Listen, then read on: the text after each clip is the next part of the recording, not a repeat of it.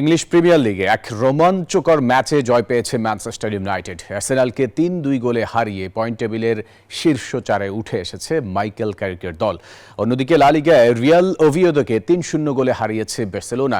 সেই জয়ের মাধ্যমে রিয়াল মাদ্রিদকে পেছনে ফেলে পয়েন্ট টেবিলের শীর্ষস্থান পুনরুদ্ধার করল কাতালানরা।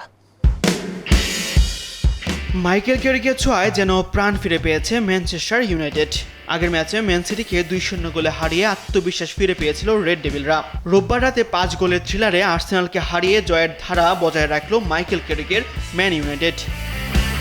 যুক্তরাষ্ট্রের ১ নম্বর জিম চেইন গোল্ড জিম এখন আবারও বাংলাদেশে।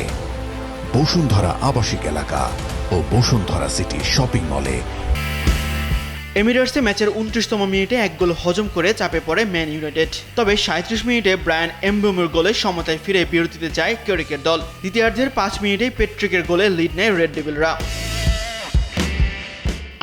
পাল্টা আক্রমণে ম্যাচে ফেরার চেষ্টায় গোল শোধ করে মিকেল আর্তেতার শিষ্যরা। তবে ম্যাচের শেষ দিকে ম্যাথিউস কুনার দুর্দান্ত ফিনিশিংয়ে নাটকীয় জয় পায় ম্যানচেস্টার ইউনাইটেড। এ জয়ে টেবিলের ৪-এ উঠে এসেছে রেড ডেভিলরা। এদিকে লা লিগায় বার্সেলোনার ঘরের মাঠে রোমাঞ্চকর ম্যাচ উপভোগ করেছে দর্শকরা। ম্যাচের প্রথমার্ধে পাল্টা আক্রমণে গোলের দেখা না পেয়ে মাঠ ছাড়ে দুই দল। বিরতি থেকে ফিরে কাতালানদের কাছে পাত্তাই পায়নি রিয়াল ওভিয়েদো।